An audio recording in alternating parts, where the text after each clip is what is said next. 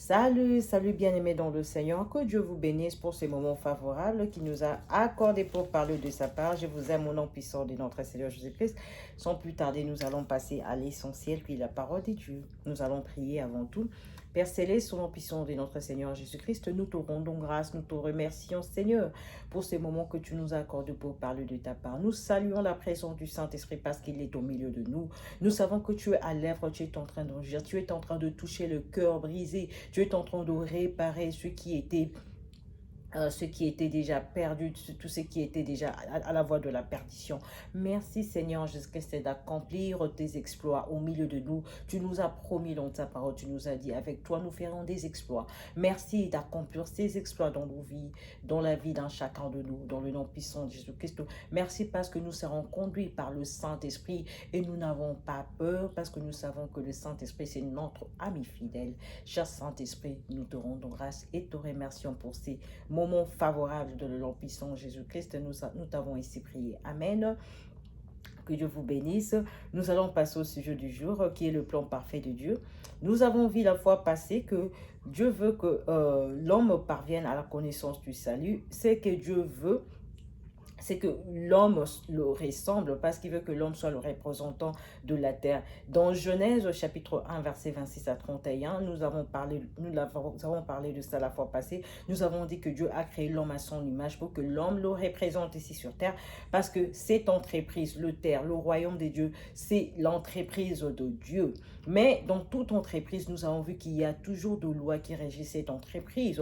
Dans le royaume des dieux, cela n'exclut pas que Dieu adopte de lois pour le rebelle. Mais ce n'est pas le désir de Dieu que le rebelle existe dans son royaume, mais le désir de Dieu, c'est que l'homme parvienne à la connaissance du salut. Nous allons appuyer ça sur nos versets bibliques. Nous prenons Ézéchiel au chapitre 33, verset 11, nous lisons au nom de Jésus. Dis-leur, je suis vivant, dit le Seigneur l'Éternel. Ce que je désire, ce n'est pas le méchant, ce n'est pas que le méchant meure, c'est qu'il change de conduite et qu'il vive. Revenez, revenez de votre mauvaise voie. Et pourquoi mourriez-vous, maison d'Israël? C'est ce que Dieu veut. Ce n'est pas la mort du méchant. Ce n'est pas ce que le méchant perdre, mais que le méchant se détourne de ses mauvaises voies et qu'il connaisse qu'il est le seul vrai Dieu. Nous prenons encore le verset, d'autres versets qui est dans 2 Pierre, chapitre 3, verset 9. Le Seigneur ne tarde pas dans l'accomplissement de la promesse comme quelqu'un en le croit, mais il use de patience envers vous, ne voulant pas qu'aucun périsse, mais voulant que tous arrivent à la repentance. Amen. Il use de patience envers nous parce qu'il veut que tous parviennent à la connaissance du salut avant que lui, il revienne. Parce que nous savons que Jésus-Christ va revenir. Tout le monde, la fois passée, nous avons parlé de la prophétie par excellence qui est la parole de Dieu. Nous savons que les prophéties l'ont prédit, que Jésus-Christ devait venir pour sauver l'humanité. Et cette prophétie s'était accomplie. Mais nous avons encore d'autres prophéties qui doivent s'accomplir, que Jésus-Christ doit revenir prendre son église. Mais ces prophéties ne sont pas encore accomplies, mais ils marchent vers leur terme pour s'accomplir. Amen. Mais nous ne devons pas ignorer que nous devons nous préparer pour la venue de Christ. Amen. C'est pourquoi la parole de Dieu nous dit: le Seigneur ne tarde pas dans l'accomplissement de la promesse, comme quelqu'un en le croit, mais il use de patience envers vous, ne voulant pas qu'aucun périsse, mais voulant que tous arrivent à la repentance. Amen. Ce n'est pas ça le désir de Dieu, que tu périsses. Ce n'est pas ça le désir de Dieu, que tu meurs, mais le désir de Dieu que tu parviennes à la repentance. Et c'est à quoi Dieu a créé l'humanité, c'est ce à quoi Dieu a créé l'homme. Dieu ne veut pas que l'homme s'attache aux choses charnelles. Dieu ne veut pas que l'homme s'attache aux choses de ce monde. Il veut que l'homme s'attache à lui. Parce que ce n'est pas ça l'objectif de Dieu. L'objectif de Dieu, c'est qu'il revienne le jour où Christ va revenir. Il veut que nous tous, nous soyons ensemble avec lui. Amen. C'est pourquoi il y a de lois que nous devons scrupuleusement suivre pour que nous ressemblons à Dieu, le maître de l'univers. Amen. Nous allons prendre Matthieu chapitre 6, Nous prenons le verset 33. Qu'est-ce que la parole de Dieu dit? Cherchez premièrement le royaume et la justice de Dieu, et toutes ces choses vous seront données par-dessus. Amen. Dieu veut que tous les hommes recherchent le royaume de Dieu, parce que vous n'êtes pas appelés pour le bien de ces mondes. Vous êtes appelés pour le royaume de Dieu. C'est pourquoi il dit, cherchez premièrement le royaume de Dieu et toutes ces choses vous seront données par-dessus. Amen. Toutes ces choses, quelles sont toutes ces choses? Parce que l'homme s'inquiète plus des choses charnelles, ne sachant pas que toutes ces choses ont été créées par Dieu. Et c'est Dieu qui est le maître de l'univers. C'est ce Dieu qui est au-dessus de toutes choses. Donc, la priorité de nos vies, nous devons faire du royaume de Dieu notre priorité. Amen. Cela veut dire que Dieu ne veut pas que tu périsses. Dieu ne veut pas que tu galères sur cette terre. Mais c'est que Dieu veut que tu cherches premièrement, que tu ne t'attaches pas aux choses de ce monde. Ce n'est pas ça l'essentiel pour l'homme. Ce n'est pas ça que Dieu nous a appelés pour. C'est pour que nous vivons dans le royaume de Dieu. C'est pour que nous soyons tous enfants de Dieu. C'est pour que nous pratiquions la justice. Nous vivons comme Dieu veut que nous vivons. Ce n'est pas ce que Dieu nous a appelés de vivre avec les choses de ces mondes. Amen. Cela veut dire quoi?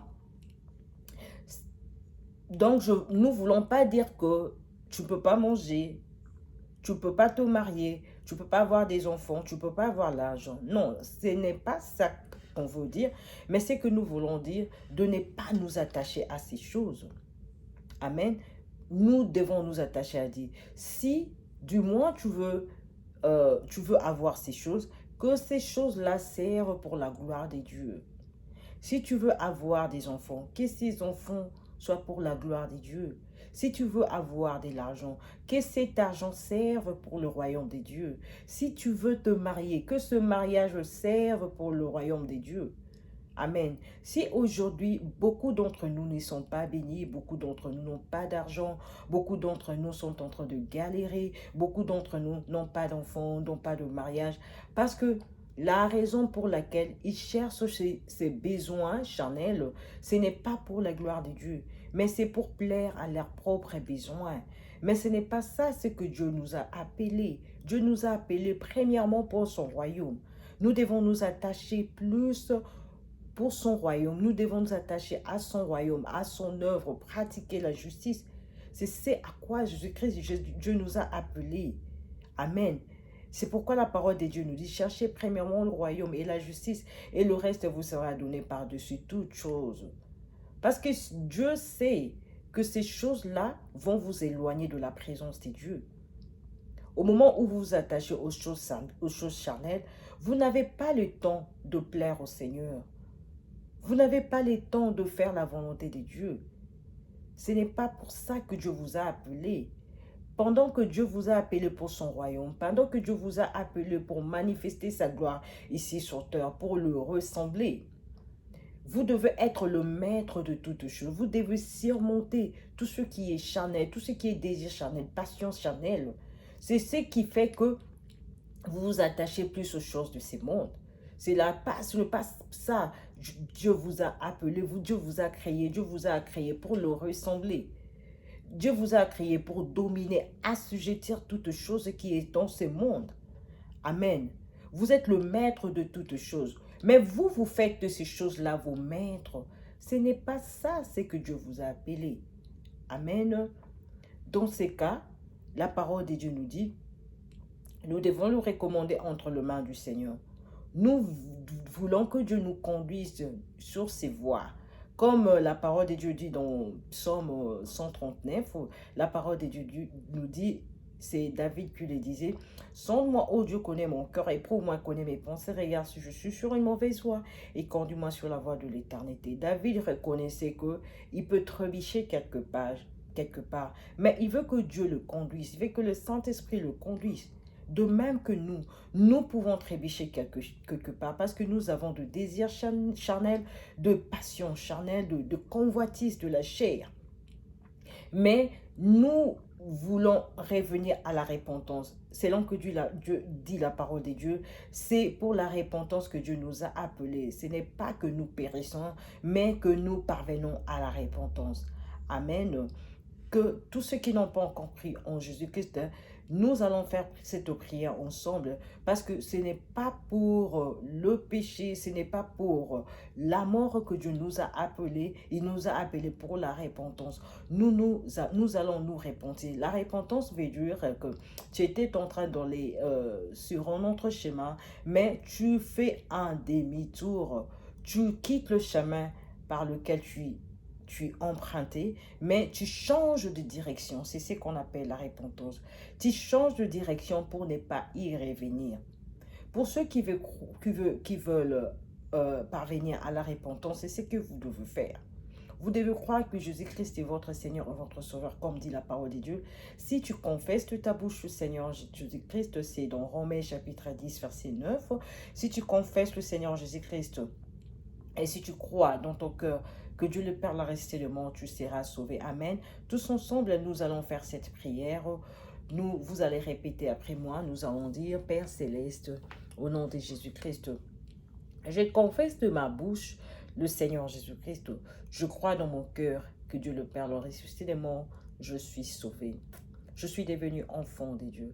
Père, je te demande pardon pour mes péchés, de ce que je n'ai pas fait ta volonté. Je n'ai pas obéi aux ordres du Seigneur. Seigneur, pardonne-moi. Je veux que tu me conduises. Je veux que tu sois le maître de ma vie. À jamais, aujourd'hui et éternellement et à jamais, dans le nom puissant de Jésus-Christ. Amen. Là, c'est pour ceux qui n'ont pas encore cru en Jésus-Christ, mais qui veulent réellement devenir enfants de Dieu et qui veulent pratiquer la justice de Dieu, marcher selon les ordres du Seigneur. Amen. Mais pour ceux qui n'ont pas, pour ceux qui ont déjà cru en Jésus-Christ, nous allons demander pardon parce que tout le temps, nous nous attachons toujours aux choses de ce monde. Ce n'est pas à ça que Dieu nous a appelés. Nous demandons à ce que le Saint-Esprit nous fortifie pour que nous demeurons toujours à la brèche, pour que nous soyons toujours à sa présence. Amen. Nous allons prier. Seigneur Jésus-Christ, nous te demandons pardon. Nous savons que nous avons péché contre toi. Nous n'avons pas marché selon tes ordonnances. Nous nous sommes attachés aux choses de ce monde. Nous nous sommes attachés aux passions de notre chair. Nous nous sommes attachés aux convoitises de ce monde. Mais ce n'est pas ça, Seigneur Jésus-Christ, que tu veux pour nous. Seigneur, c'est que tu veux que nous ne périssons pas, mais que nous parvenons à la connaissance de ton salut. Seigneur, nous te demandons pardon. Seigneur, dispose nos cœurs parce que tu dis dans ta parole, c'est toi qui produis en nous le vouloir le faire selon ton bon plaisir. Seigneur, nous te demandons maintenant, Papa, de disposer nos cœurs pour que nous soyons pratiquants de ta justice. Tout ce qui est dans ta parole soit notre partage. Tout ce qui est dans ta parole, c'est à quoi Jésus, Seigneur, tu nous as appelés. Seigneur, nous voulons être pratiquants de ta parole. Nous ne voulons pas être là rien que pour écouter, mais nous voulons être pour pratiquer ta justice dans le nom puissant de Jésus-Christ. Aide-nous, Seigneur, aide-nous, cher Saint-Esprit, à surmonter tout le désir charnel, parce que tu nous as dit dans ta parole, tu nous as donné le pouvoir de marcher sur le serpent et les scorpions, sur toute la puissance de l'ennemi, rien ne pourra nous nuire. Nous avons confiance en ta parole, et nous avons confiance au Saint-Esprit qui vit en nous, qui habite en nous. Tu fais de nos corps le temple du Saint-Esprit, parce que tu veux régner, tu veux habiter avec nous. Cher Saint-Esprit, accomplis ta parole dans nos vies, que nous puissions être capables de surmonter tous les désirs charnels, les passions de la chair, parce que ce n'est pas ça, Seigneur, que tu nous as appelés, mais tu nous as appelés pour ton royaume. Que nous soyons capables d'exercer, d'œuvrer dans ton royaume, parce que tu nous as promis, tu nous as dit avec toi, nous ferons des exploits. Seigneur, nous nous abandonnons totalement à toi. Nous savons que tu es notre Seigneur et notre Maître, et que tu nous conduiras dès maintenant et à jamais jusqu'au retour du Seigneur. Dans les noms puissants de Jésus, nous t'avons ainsi prié. Amen. Amen. Que Dieu vous bénisse. Merci d'être là. Et ne quittez pas cette chaîne. Restez toujours branchés parce que c'est la parole de Dieu qui change. C'est la parole de Dieu qui transforme. C'est la parole de Dieu qui bénit. Que Dieu vous bénisse. Bye.